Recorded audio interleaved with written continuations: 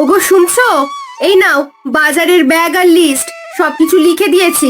আজ একটু বেশি করে বাজার করে এনো কিন্তু। হ্যাঁ গিন্নি, দাঁড়াও যাচ্ছি। কিন্তু বলো তো, আজ বাজারে মোটামুটি কত টাকা খরচ হতে পারে?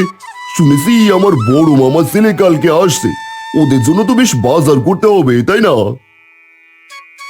তা ঠিক বলেছো, ওদের তো আদর যত্নে রাখতেই হবে। এজন্যই তো এত বড় লিস্ট বানিয়েছি। কিন্তু কি বলবো, ওরা কেমন খায় না জেনে খরচের আন্দাজ দিতে পারছি না। তা ঠিক আছে, কিন্তু আর যাই বলো, আমার মামার ছেলে আমারই মতো, বুঝলে? খাওয়া দাওয়ায় একেবারে পটু। তুমি আবার ভেবো না ওরা কম খায়।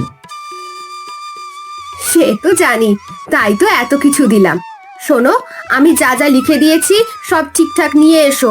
কাল অনেক রান্না বান্না আছে, বুঝলে? হ্যাঁ গিনি, দাও দাও দাও, ব্যাগটা লিস্টিটা দাও।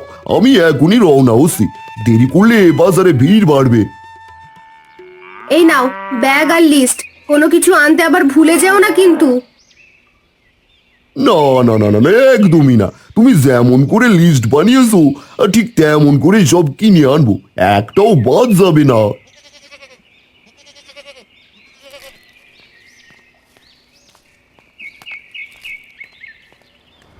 তা লাগে আমি সব দিয়ে দিছি। এই নে ভাই লিস্টি আর ব্যাগ, ভেতরে যা লেখা আছে সব সব দিয়ে দিস কিন্তু। এই কোনো কিছু যেন বাদ না পড়ে, না হলে গিন্নি পরে আমায় এক হাত কথা শুনিয়ে দেবে। ঠিক আছে দাদা, তুমি একটু দাঁড়াও, এখনই আমি সব দিয়ে দিছি।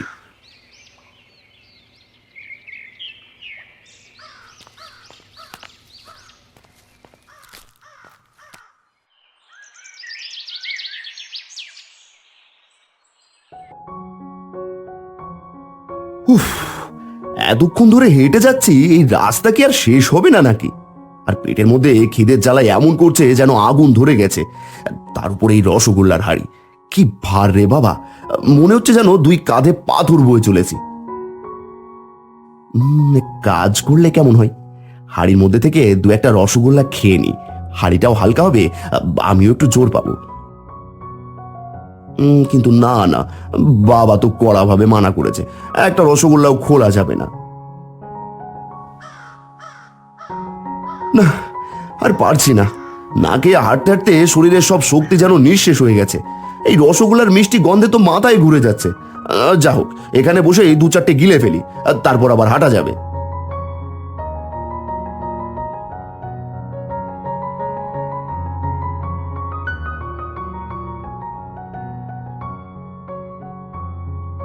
এই রে, এ আমি কি করলাম? খেতে খেতে তো সব রসগোল্লাই খেয়ে ফেলেছি। এখন কি করব? বাবা জানলে তোমার আর রক্ষে থাকবে না। এখন তো কিছুই করার নেই, যা হওয়ার হয়েছে। এই হাড়িটা এখানে রেখেই চলে যায়, যেন কিছুই হয়নি। আরে জয়, তুই চলে এসেছিস? আসার পথে কোনো সমস্যা হয়নি তো? না দাদা, তা সমস্যা হয়নি, কিন্তু পথটা একটুখানি লম্বা, তবে সুন্দর ছিল। তা বৌদি, আপনি কেমন আছেন? ভালো আছি রে ঠাকুরপো, তুই ভালো আছিস তো? আর বাড়িতে বাবা মা কেমন আছেন? হ্যাঁ বৌদি, আমি খুব ভালোই আছি। চল চল চল, ভিতরে চল। এখানে দাঁড়িয়ে কথা বলে পেট তো ভরবে না। ওদিকে তোর বৌদি তোর জন্য অনেক কিছু রান্না করেছে। একদম ঠিক বলেছো দাদা, পেটটা তো খিদের জ্বালায় ছটফট করছে।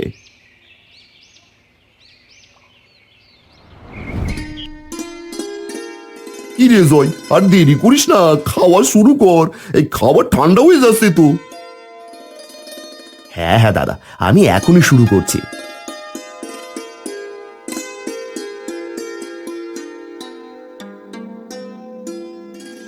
বৌদিমণি, যদি আর একটু খাবার থাকতো, মানে আমার পেটটা যে এখনো খালি খালি লাগছে। কি বলছিস রে ঠাকুরপো? আমরা তো এখানে তিনজনের জন্য রান্না করেছিলাম, আর তুই তো একাই সব খেয়ে ফেললি। এখন তো ঘরে আর কিছুই নেই। ও বৌদি, কিন্তু আমার পেট যে একদমই ভরেনি, এখনো খাই খাই করছে। আচ্ছা ঠিক আছে, তুই এক কাজ কর, আমাদের গ্রামটা ভালো করে হেঁটে দেখে আয় তো। ততক্ষণে আমি তোর জন্য আরো কিছু রান্না করে ফেলি। বাহ, বেশ বলেছো বৌদি। তাহলে আমি একটু গ্রামটা ঘুরে দেখি, আর তুমি চালিয়ে যাও, আমি ফিরে এসে আবার খাবো।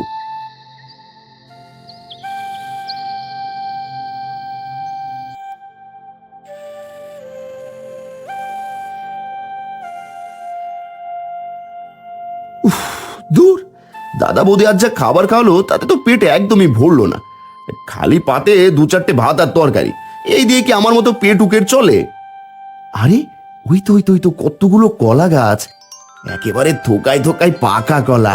এক কাজ করি, যাই গিয়ে দু চারটে গলা গিলে ফেলি, পেটটাও ভরে যাবে আর কেউ দেখবেও না।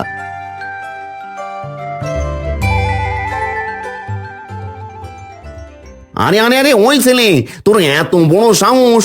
তুই গ্রামের জমিদার মশাইয়ের কলা বাগান থেকে কলা চুরি করতে এসেছিস?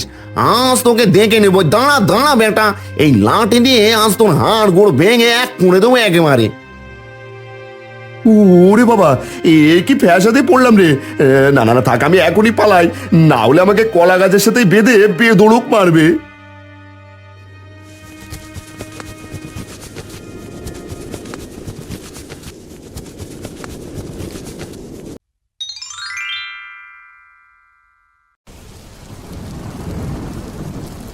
ইস, এ কি অবস্থা! এক নাগাড়ে বৃষ্টি হয়েই চলেছে, মাঠঘাট তো একেবারে জলে তৈ তৈ করছে। ঘরে বসে থাকতে থাকতে যেন ভাপিয়ে উঠেছি, শুধু খাচ্ছি আর ঘুমাচ্ছি, আর জীবনটাই যেন একঘেয়ে হয়ে গেল। বউ গিন্নি, বলি রান্না বান্না কি হলো তোমার? সেই কখন থেকে রান্না করতে বসেছো, এখনো তোমার কোনো নাম গন্ধ নেই। আজ আর পেটে ভাত জুটবে না নাকি? এদিকে তো আমার পেটে ইঁদুর লাফাচ্ছে। এই তো আসছি, আর একটু ধৈর্য ধরো। এই গিন্নিটাকে নিয়ে আর পারি না, কোনোদিন সময় মতো রান্না শেষ করতে পারলো না।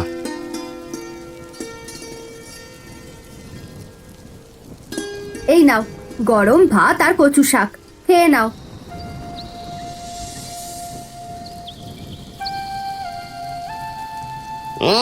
প্রতিদিন এই একঘেয়ে খাবার আর ভালো লাগে না। বাইরে ঝড় বৃষ্টি, এমন মন ভোলানো দিনে যদি গরম গরম খিচুড়ি আর সাথে চিংড়ির মালাইকারি খেতে পারতাম, আহা হা হা, তাহলে একদম জমে যেত। হয়েছে হয়েছে, ঘরে তো টাকা পয়সা তেমন নেই, আর ওনার স্বাদ চিংড়ির মালাইকারি। এত বৃষ্টি বাদলায় বাজারে যাওয়া তো দূরের কথা, আর তুমি শুধু বসে বসে খেতে চাও। এভাবে বসে বসে খেলে সংসার চলবে নাকি? তা ঠিক বলেছ গিন্নি, এইভাবে ঘরে বসে থাকলে তো সংসার চলবে না। কিন্তু এই ঝড় বৃষ্টির মধ্যে কি বা করি বলো গিন্নি? শোনো, ঘরে নুন তেল সবই শেষ, তুমি ছাতাটা নিয়ে একটু বাজারে যাও না, কিছু বাজার করে আনো। আচ্ছা আচ্ছা, যাচ্ছি, আগে একটু খেয়ে নি।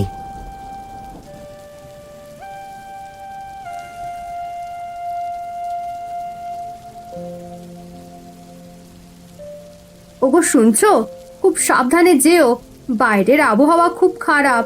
আর যদি পারো তাহলে কিছু চিংড়ি নিয়ে এসো, আমি তোমার প্রিয় চিংড়ির মালাইকারি রান্না করে দেব। উফ, তাহলে তো যেতেই হবে। তুমি ঘরে থাকো গিন্নি, আমি আসছি।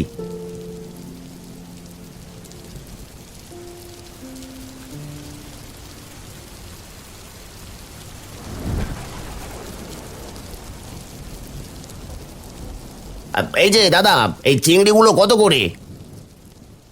এই কোনটা নেবেন? এই বড় গলদাগুলো 500 টাকা কেজি, আর এই যে ছোটগুলো এইগুলো 400 করে। কি বললেন দাদা, এত দাম? যা দাম বলছো, আমাদের মতো গরিব মানুষ কি আর খেতে পারবে এইসব? কি আর করবো বলো দাদা, এই ঝড় বৃষ্টির জন্য আরো থেকে মাছই কম আসছে, তাও যা আসছে এটা বেশি দামে কিনতে হচ্ছে, তাই বাধ্য হয়ে এত দামে বিক্রি করতে হচ্ছে। বুঝি দাদা বুঝি, আজ ভাবছিলাম এই বাদলা দিনে গিন্নিকে বলবো খিচুড়ি রান্না করতে, আর সাথে যদি চিংড়ির মালাইকারি হতো, আহা হা হা, কিন্তু দাম শুনে তো চক্ষু একেবারে চড়ক গাছ। এই চিংড়ি এখন বড় লোকের খাবার রে ভাই, দেখো না আমি নিজেই বিক্রি করছি, এটাও টাকার জন্য নিজের মুখে একটা ওঠে না। আচ্ছা দাদা থাক, চিংড়ি বাদ, আগে দেখি নুন তেল আর ডাল কেনা যায় কিনা। আচ্ছা দাদা এসো।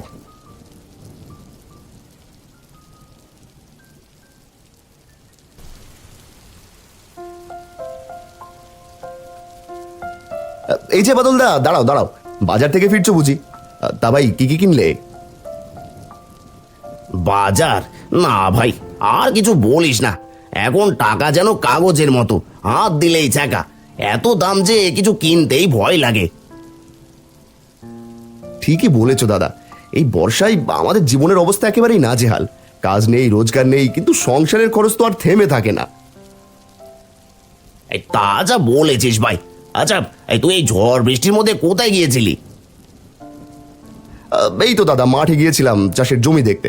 গিয়ে দেখি সারা মাঠ একেবারে জলে টইটুম্বুর। ও মা, তাহলে তো আমার জমিরও সেই দশা। এইবার তো দেখি পুরোপুরি লোকসান। এখন তো দেখছি ফসল তুলে খাওয়ারও আশা নেই। দাদা, এই বৃষ্টির মধ্যে চারিদিকে পানি জমে আছে। আচ্ছা, একটা কাজ করলে কেমন হয়? তুমি আর আমি আজকে যদি জাল নিয়ে বেরিয়ে পড়ি, দেখি না দুটো মাছ পাই কিনা। তুই কিন্তু একেবারে মনের কথা বললি রে ভাই। বাড়িতে বসে বসে মাথা খারাপ হয়ে যাচ্ছে। চল, জাল নিয়ে বের হই। মাছ পেলেও ভালো, না পেলেও অন্তত মনটা একটু ফুরফুরে হবে। তাহলে ঠিক আছে, তুমি আগে যাও, আমি জাল নিয়ে আসছি। তারপর দুজন মিলে বের হই, দেখি আজ ভাগ্যে মাছ জোটে কিনা।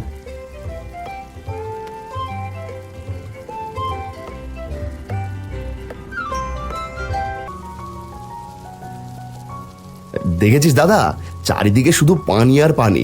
মাঠ না, যেন সমুদ্র হয়ে গেছে রে ভাই। একেবারে জলে ভাসা জীবন এখন। তা দাদা, কোথায় জাল পাতবি বল? এই যে আমাদের চাষের জমিটার পাশে, ওখানেই পাতাই। ওখানে একটু পানি জমেছে, হয়তো মাছ উঠবে বেশি।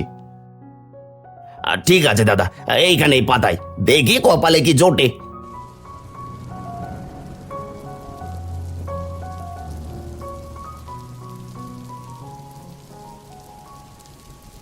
ওই দেখ, কিছু না একটা উঠলো। আরে দূর, একটা ছোট্ট চিংড়ি। এই দিয়ে আর কি হবে? এত কষ্ট করে শেষমেশে একটা চিংড়ি দিল। দূর দূর, আজ কপালটাই মন্দ। এই নে বাদল, তুই এই চিংড়িটা নিয়ে যা। তা ঠিক বলেছো দাদা। আয় চল বাড়ি ফিরে যাই। এই বৃষ্টিতে বসে বসে ঠান্ডা লেগে গেলে মাছ ধরা লাভ তো দূরের কথা, লোকসান হয়ে যাবে।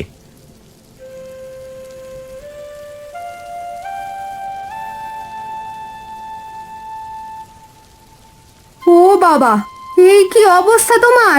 একদম পুরো ভিজে গেছো তো। তাড়াতাড়ি কাপড় বদলে শরীর মুছে ফেলো, না হলে ঠান্ডা লেগে গিয়ে আবার বিছানায় পড়বে।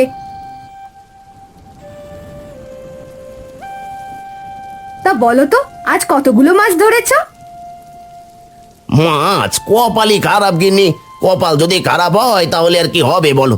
এত কষ্ট করে এতক্ষণ পানিতে নেমে যা পেয়েছি সেটাই একখানা ছোট চিংড়ি। এই দিয়ে আর কি হবে বলো?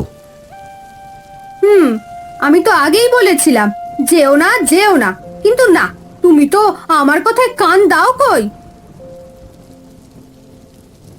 এই দিয়ে তো আর রান্না হবে না। তার থেকে বরং এক কাজ করো, উঠোনে যে বৃষ্টির পানি জমেছে ওইটায় ফেলে দাও মাছটাকে, ওখানে গিয়ে সাঁতার কাটুক। ঠিকই বলেছো গিন্নি, ওর প্রাণটা বাঁচুক।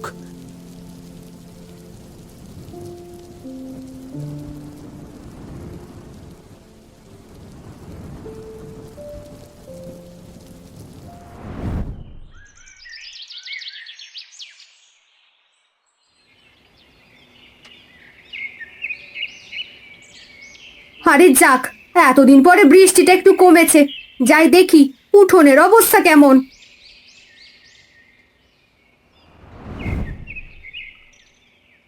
ওগো শুনছো?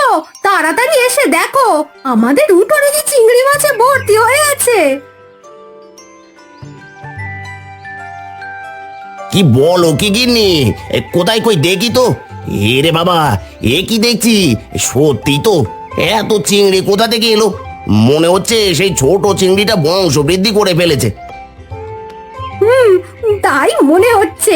শোনো, এক কাজ করো, এই জায়গাটা একটু ভালোভাবে ঘিরে দাও, এখানে চিংড়ির চাষ শুরু করো। বাজারে তো চিংড়ির চড়া দাম, বিক্রি করলে ভালো আয় হবে। বাবা বাবা বাবা গিন্নি, তুমি তো করে বুদ্ধির কথা বলছো। আরে শোনো, আজ কিন্তু জমিয়ে খিচুড়ি আর চিংড়ির মালাইকারি চাই, বুঝলে? তার বলতে, যাও তুমি কাজ করো, আমি উনুন ধরাচ্ছি।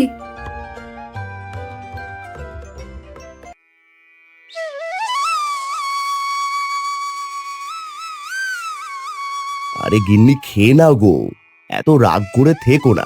তুমি খেয়ে নাও, আমায় আবার কাজে যেতে হবে। তোমার খাওয়া হলে আমি আবার একটু বাজারে যাব। বাড়িতে চাল ডাল সব শেষ হয়ে গেছে, বাজার থেকে এসে আবার ক্ষেতের কাজে যেতে হবে তো। না, আমি আজ আর ভাতই খাবো না। আমার ক্ষুধা নেই, তুমি চাও। এই শুকনো ভাত আমার গলা দিয়ে রোজ রোজ ঢুকবে না। কেন গিন্নি, কি হয়েছে তোমার? তুমি খাবে না কেন বলো তো? তুমি না খেলে তো আবার অসুস্থ হয়ে পড়বে। আমার শরীর ভালো আছে, বুঝেছো? আমায় নিয়ে এত ভাবতে হবে না। যত সব, এইসব খাবার আমার পেটে আর সইবে না। তুমি যদি আজকে একটা ইলিশ মাছ না আনো, তাহলে আমি ভাতই খাবো না। এইভাবে না খেয়ে পচে মরবো। আচ্ছা গিন্নি, আমি দেখছি কি করা যায়। হাতে তো খুব একটা বেশি টাকা নেই। দেখি যদি পারি তাহলে একটা ইলিশ আনবো। আমি চললাম বাজারে, এসে আবার মাঠে যেতে হবে।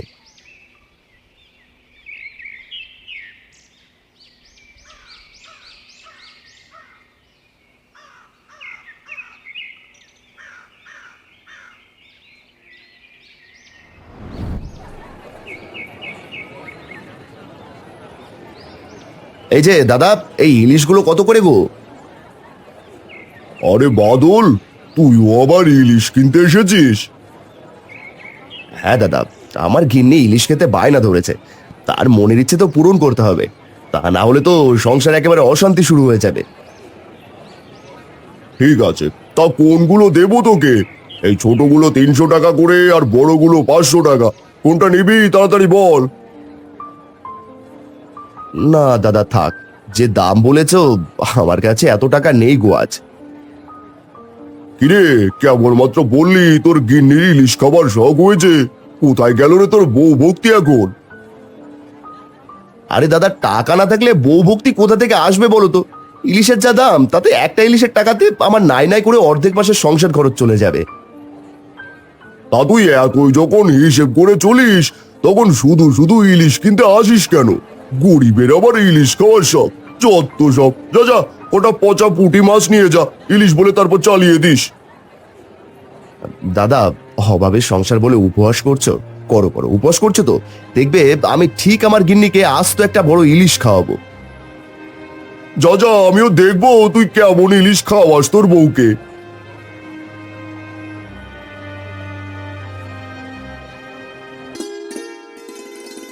গিন্নি একটু ইলিশ খেতে চেয়েছিল, সেই স্বাদটাও পূরণ করতে পারলাম না আমি।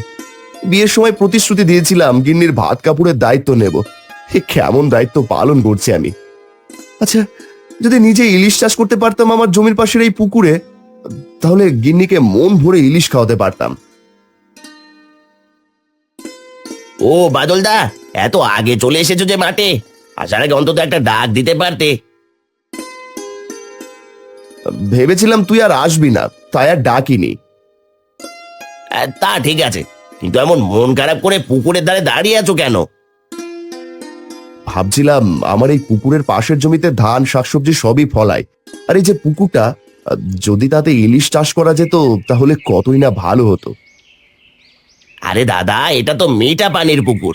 মিঠা পানি থেকে আর ইলিশ হয়? ইলিশ চাষ করতে লাগে নোনতা পানি।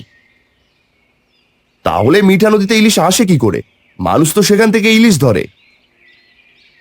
ঠিক বলেছো দাদা, ইলিশ হয় বটে নদীর মিঠা পানি আর সাগরের নোনতা পানি দুটিতেই, কিন্তু পুকুরে চাষ করার জন্য বিশেষ নোনতা পানির পরিবেশ লাগে। মিঠা পানির পুকুরে ইলিশ বাঁচে না। ও বুঝেছি, এই কথা তো আমার জানা ছিল না। যাই হোক, চলো কাজে লেগে পড়ি।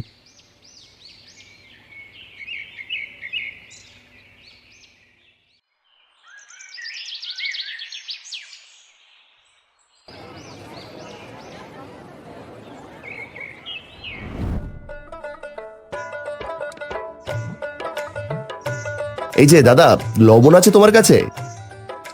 হ্যাঁ আছে বই কি, কতক্ষণ লাগবে বলো? আমার 30 বস্তা লবণ চাই, দিতে পারবে? 30 বস্তা? এত লবণ দিয়ে কি করবে দাদা? তা দিয়ে তোমার কাজ কি ভাই? তুমি শুধু বলো লবণ পাবো তো। হ্যাঁ হ্যাঁ পাবে ভাই, গোডাউনে নিয়ে যেতে হবে। চলো আমার সাথে।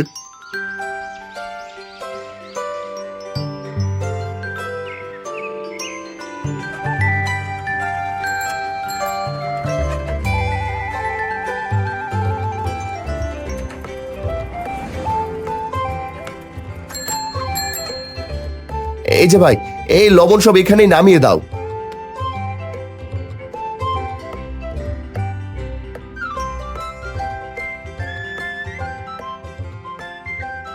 এই তো, এই লবণ সব পুকুরে মিশে গেল। এখন শুধু ইলিশ মাছের পোনার ব্যবস্থা করতে হবে। হ্যাঁ যাই, একবার হ্যাচারিতে ঘুরে আসি।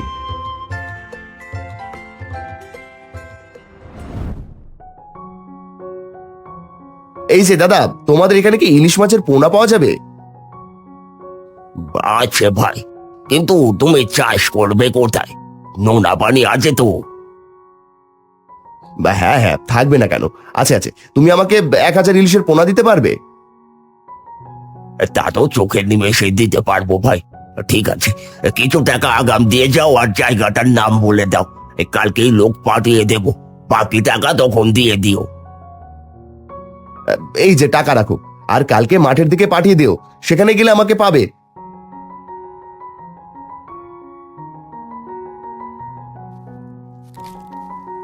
গিন্নি একটা দিন ইলিশ খেতে চেয়েছিল, আজ আমি নিজে পুকুরে ইলিশ চাষ করব। বিধাতা চাইলে এবার গরিবের ঘরে সবার মুখে হাসি ফোটাবে।